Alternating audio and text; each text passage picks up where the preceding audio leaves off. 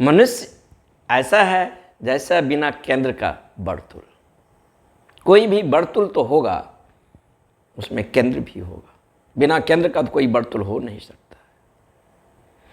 मनुष्य का भी केंद्र है, लेकिन उसके अपने केंद्र को होने का पता नहीं। उसका जीवन परिध केंद्रित है, उसका ऊर्जा क्षैतिज अक्ष में गमन कर रहा है। जब तक हमारा ये ऊर्जा क्षैतिज अक्ष को गमन करेगा, हमारा कॉन्शसनेस ऑब्जेक्टिव हो जाएगा। लेकिन जब हमारा ऊर्जा वर्टिकल एक्स को गमन करेगा, हमारा कॉन्शसनेस सब्जेक्टिव होगा। जब तक मनुष्य के ऊर्जा ये जो बहिर्गामी है, यह अंतर्मुखी न हो जाए, ऊर्ध्वरेतस न हो जाए, तब तक हम अपने केंद्र को उपलब्ध नहीं होंगे। बाहर जाती हुई ऊर्जा के साथ हमारा जीवन परिध पर केंद्रित ही होगा। परिध पर ज्वार है, भाटाएँ हैं, हलचल है, संताप है, सब कुछ है, बहुत सारे उपद्रव है, लेकिन केंद्र शांत होगा। जैसे गाड़ी का चाक है, चाक चलता है, लेकिन एक ध्रुव होता है कील, जो चाक के साथ गति नहीं करता है। अगर कील स्थिर नहीं होगा तो जो चाक घूम रहा है वो घूमेगा ही नहीं, संभव ही नहीं है। मन में इतने ज्वार भाटाएँ हैं, इतने तूफान है, इतनी संताप है, इतने हलचल है। ये जो हलचल है ये परिध पर है, केंद्र पर नहीं है। नहीं तो केंद्र पर अगर हलचल होता तो मन के भीतर जो ये हलचल है, ये ज्वार भाटाएँ हैं, मन जो संतापग्रस्त है, इसको कौन जान रहा है? कोई तो होगा एक ऐसा बिंदु जो निष्प्रभाव होगा, उसके सापेक्ष में ही जाना जा रहा है। दुख के द्वारा दुख को नहीं जाना जा सकता, सुख के पृष्ठभूमि पर दुख को जाना जा सकता है, और प्यास के पृष्ठभूमि पर पानी को जाना जा सकता है। लेकिन ये जो केंद्र हमारे भीतर है, इसका पता हमें नहीं। हम अचेत जीवन जीते। अचेत जीवन का मतलब अपने होने का अस्तित्व के प्रति हमारी कॉन्शसनेस नहीं है। हमारी छोटी सी एक टिमटिमाते हुए एक कॉन्शसनेस है, चेतना है, जो ऑब्जेक्ट के प्रति कॉन्शस है। जब हम सड़क पर जाते हैं तो सड़क ही दिखता है। जब किसी फूल के पास हम जाते हैं, उसका स्पर्श करते हैं, तो फूल के होने के ही अस्तित्व का बोध होता है। क्षण अपने होने का अस्तित्व का बोध वहाँ पर नहीं है, अपने केंद्र का वहाँ होने का बोध नहीं है। हम किसी चीज़ को अगर स्पर्श भी करते हैं तो परिध केंद्रित होकर ही करते हैं, परिध को ही छू पाते हैं। और परिध पर जो हमारा जीना है, तो वहाँ मन का बहुत सारा चेहरा है, वहाँ कोई केंद्र नहीं है। जो विचार आता है वही विचार अपने आप को केंद्र मानकर जीने लगता है। जब क्रोध पकड़ता है अपनी पूरी आवेश में, तो उस समय क्रोध ही अपने आप को केंद्र मानकर जीने लगता है। उस समय हमारे भीतर कोई केंद्र अलग से नहीं रह जाता है, कोई एक ध्रुव। जब काम वासना पकड़ता है तो काम वासना ही अपने आप को केंद्र मानकर जीने लगता है। फिर उसके बाद मनुष्य को पश्चाताप होता है, तो पश्चाताप अपने आप को केंद्र मानकर जीने लगता है। हमारा कोई निजी अस्तित्व नहीं है, अपना कोई ओरिजिनल फेस नहीं है, ये हमारे बहुत सारे चेहरे हैं। मनुष्य एक ऐसा है, एक कोरा कागज, इस पर हम जो चित्र उभारना चाहते हैं, जैसा रंग देना चाहते हैं, वैसा ही हो जाएगा। लेकिन इसके लिए संकल्प चाहिए, सावचेत जीवन चाहिए, सजगता से जीवन को जीना पड़ेगा। जितना हम अपने जीवन में सजग होते चले जाएंगे, हमारा जो ऊर्जा केंद्र से परिध को उड़ जाता है, उतना हमारा ऊर्जा जो है, परिधगत जो है ऊर्जा, वह अंतर्मुखी होना शुरू हो जाता है। जब ये ऊर्जा अपने ही भीतर गमन करने लगता है, अपने भीतर कोई केंद्र को खोजता है। क्योंकि ऊर्जा के बहने का दो ढंग है, या तो ऊर्जा बाहर गतिमान करेगा, या तो ऊर्जा भीतर गतिमान करेगा। ऊर्जा तटस्थ नहीं हो सकता है। लेकिन बाहर जब वो गति किया है ऊर्जा, तो कोई तो केंद्र होगा जिस केंद्र से होकर ये ऊर्जा बाहर गति कर रहा है, क्योंकि बिना केंद्र का ऊर्जा तो नहीं होगा। और वह जो केंद्र है उसका मुझे पता नहीं है अपने होने का। तो ऊर्जा बाहर गति कर रहा है, इसका तो मुझे पता है, इसके तो ऑब्जेक्टिव कॉन्शसनेस जो हमारे पास है, इसके होने का अस्तित्व को हम जानते हैं कि ये जो हमारा जीवन है परिधि केंद्रित है, बिना केंद्र का वर्तुल है। जैसे अभी मनुष्य की स्थिति है वो बिना केंद्र के वर्तुल है। वर्तुल तो है, केंद्र भी है, लेकिन पता नहीं। हमें केंद्र को तलाश करना पड़ेगा अपने भीतर। तो जब हमारा ऊर्जा अंतर्मुखी होता है तो हमारी ऊर्जा वर्टिकल एक्स में गमन करने लगता है। जैसे बाहर ऊर्जा अगर गति किया, परिधि को जितना स्पर्श किया, परिधि पर बहुत सारे कंपन है, बहुत सारे रंग है, फ्रस्ट्रेशन है, चिंता है, विषाद है, ये होगा ही परिधि पर, क्योंकि परिधि पर ज्वार भाटाएं चल रहा है बहुत सारे कारणों से। अगर हमें जीवन में शांति होने का कला को जानना है तो जीवन में हमें केंद्र पर होकर जीना चाहिए, क्योंकि वहाँ ज्वार भाटाएं नहीं है, वहाँ कंपन नहीं है, केंद्र कंपन रहित है। केंद्र पर कंपन होगा कैसे? कोई भी कंपन केंद्र को स्पर्श नहीं करता है, परिधि को ही स्पर्श करता है। जब हम उस केंद्र को तलाश कर लेते हैं अपने ही भीतर हुआ केंद्र को, तब हमारे भीतर एक ऊर्जामय शरीर का बोध होता है। ये सूत्र है, इस केंद्र को उपलब्ध करने के लिए विज्ञान भैरव तंत्र में ये सूत्र है कि अपने सिर के 7 द्वार को बंद करो, जिससे होकर ऊर्जा बाहर प्रवाहित होता है। आँख, कान, नाक, मुंह और अन्य ज्ञान इंद्रियों के द्वारा ऊर्जा बाहर गति करता है। जब इसको हम बंद कर देते हैं तो ऊर्जा को बहने का द्वार क्या है? यही 7 द्वार है। जब इस 7 द्वार को हम बंद कर लेते हैं तब ऊर्जा बहने का कोई तो रास्ता खोजेगा, क्योंकि ऊर्जा के बाहर बहने का जो रास्ता था उसको हम बंद कर दिए तो ऊर्जा तो रुकेगा नहीं, ठहरेगा नहीं, ऊर्जा अब भीतर गमन करने लगेगा। और अपने ही भीतर दोनों आँखों के मध्य जो बिंदु है, वो जो तीसरा आँख है, वह सर्वग्राही है। उस बिंदु पर ऊर्जा जो है एकत्रित होना शुरू हो जाता है, क्रिस्टलाइज होना शुरू हो जाता है, और तब उस बिंदु पर हम अपने आप को केंद्रित हुए महसूस करते हैं, केंद्र को पाते हैं। जब उस बिंदु पर ऊर्जा केंद्रित होने लगता है, क्रिस्टलाइज होना लगता है, तब हमारे भीतर एक ऊर्जा का क्रिस्टलीकरण होता है। पहले हम सजगता के लिए अभ्यास करते थे, कोशिश करते थे, प्रयास करते थे, तब बामुश्किल से कभी सजग हो पाते थे। लेकिन जब इस केंद्र को, जो सर्वग्राही है, जो मेरा केंद्र नहीं है, पूरा यूनिवर्स, पूरा ब्रह्मांड का ही केंद्र है, जब इसके प्रति हम सावचेत होते हैं, इस केंद्र को उपलब्ध होते हैं, तब जागरूकता जो है एफर्टलेस एफर्ट, प्रयास रहित प्रयास घटता है। घटना का मतलब क्या? पहले पानी पीते थे तो पानी के होने का अस्तित्व का ही बोध होता था, अपने होने का अस्तित्व का बोध नहीं है। लेकिन अब मेरा जो भी कृत्य होता है, बाहर परिधि के प्रति तो कॉन्शस है, लेकिन स्वयं होने के प्रति भी कॉन्शस है, उस केंद्र के प्रति भी अवेयर में है। इसका होने का ऑटोमेटिक चलता है, प्रयास रहित प्रयास। प्रयास उसमें नहीं हुई, लेकिन फिर भी हल्का सा प्रयास है, ना के बराबर। जब इस केंद्र को उपलब्ध होते हैं, जब तीसरी आंख सक्रिय होता है, तब पहली बार बाहर से जो 2 आंखें मिला है, इससे तो हम पदार्थ के जगत के सिवा और कुछ नहीं देख सकते हैं। तो पहली बार हम देखते हैं पदार्थ के पार और पदार्थ का जो आयाम है उसका दर्शन होता है। पहली बार दिखाई देता है पदार्थ से परे ऊर्जामय अस्तित्व, क्योंकि ऊर्जा का दर्शन इन 2 आंखों से नहीं हो सकता, वह तीसरी ही आंख से होगा, जब वो सक्रिय होगा। पहले बार अपने होने का अस्तित्व का बोध होता है, मैं कौन हूं। और ये शाब्दिक अनुभव नहीं होता है, और ये शाब्दिक अर्थ भी नहीं होता है, क्योंकि शाब्दिक अनुभव का अर्थ शाब्दिक ही होगा, और कोई भी शब्द का अर्थ अनुभव के आधार पर होगा, शब्द के आधार पर नहीं होगा। अगर गूंगा गुड़ खाया ही न हो तो गुड़ मीठा होता है कि कड़वा होता है वो क्या जाने। जिसने गुड़ खाया हो वही गुड़ के बारे में बता सकता है गुड़ मीठा हो। तो किसी भी शब्द का अर्थ तो अनुभव से जब हम गुजरते हैं तभी होगा, बिना अनुभव से नहीं होगा।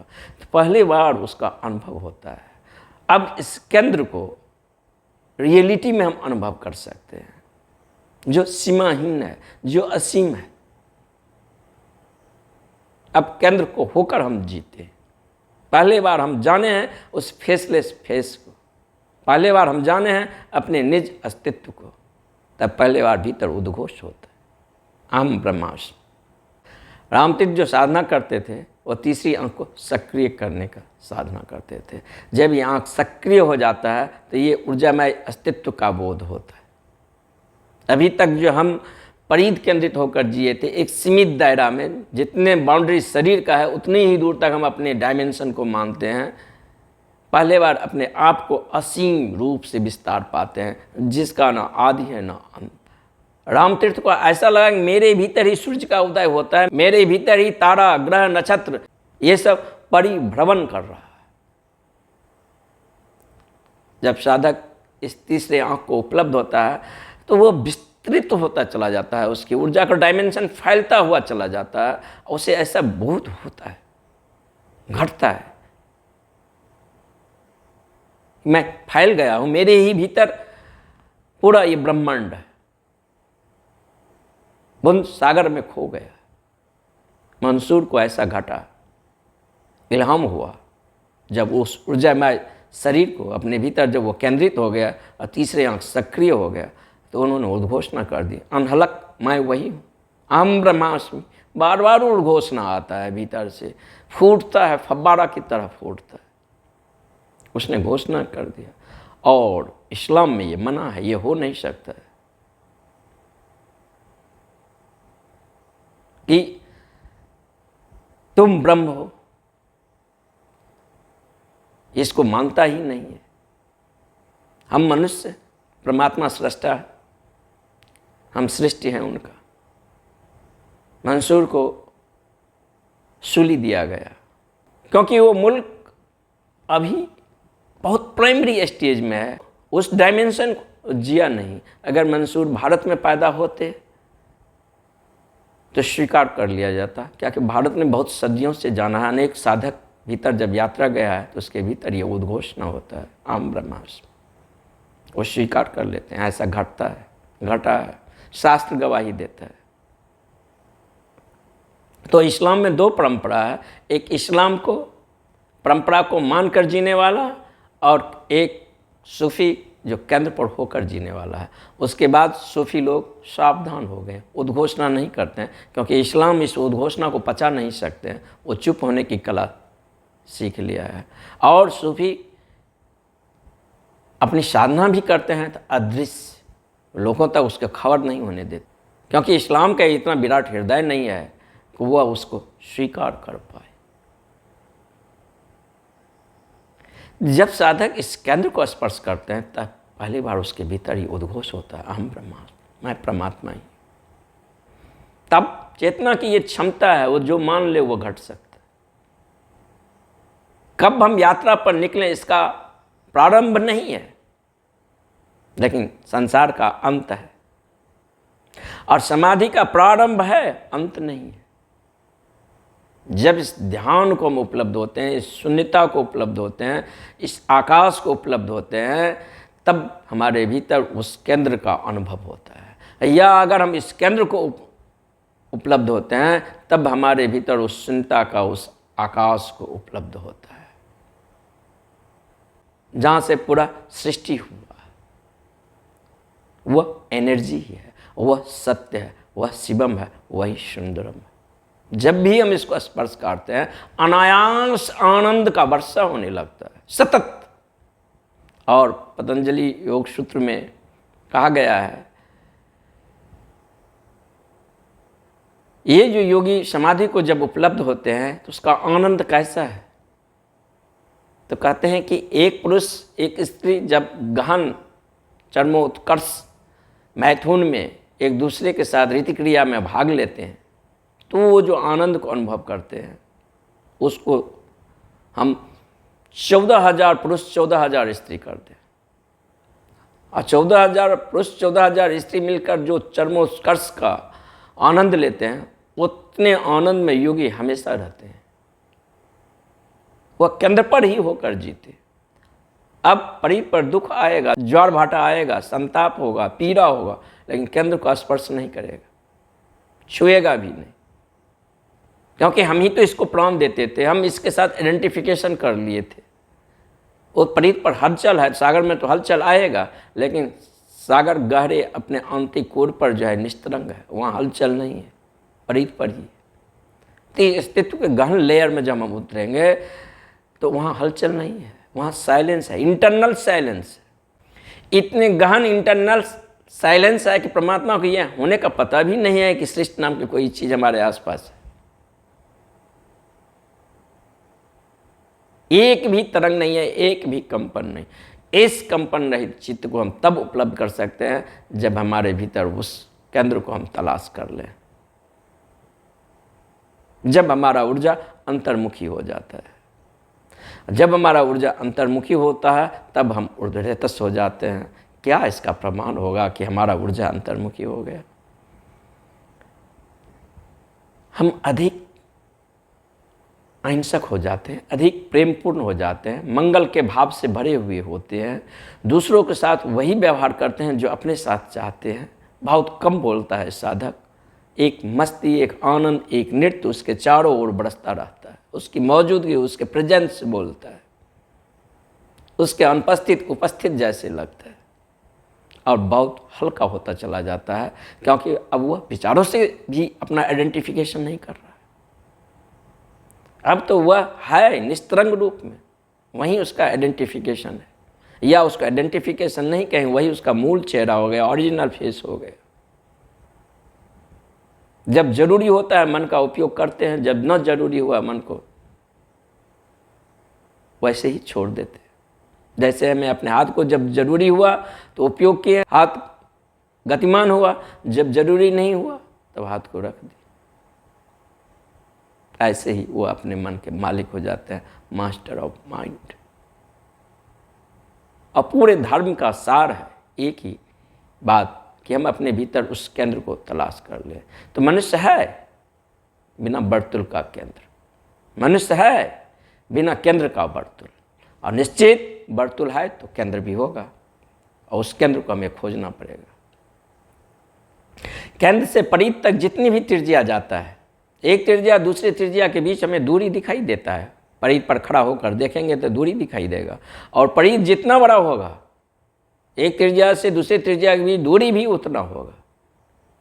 लेकिन परीत को जो त्रिज्या स्पर्श करता है उसके सहारे हम, उस त्रिज्या के सहारे हम केंद्र पर अगर पहुँचें तो केंद्र पर एक त्रिज्या और दूसरे त्रिज्या के बीच कोई दूरी नहीं, केंद्र पर सब एक ही है। परीत पर दूरी महसूस होता है, हम अलग हैं, आप अलग हैं, कुत्ता कुत्ता है, बिल्ली बिल्ली।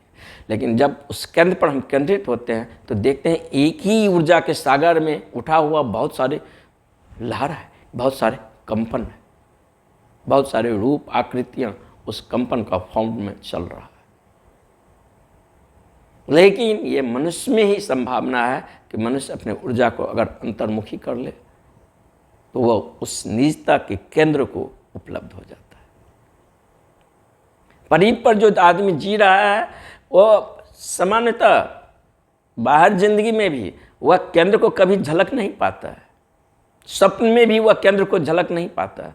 लेकिन गहरी सुषुप्ति में जहाँ वो अचेत होता है बिल्कुल, वहाँ कुछ क्षणों के लिए वो उस केंद्र को स्पर्श करता है। इसीलिए तो सोकर जब उठते हैं तो वह ताजगी, वह फ्रेशनेस, वह आनंद मिलता है, उसका अनुभव करते हैं।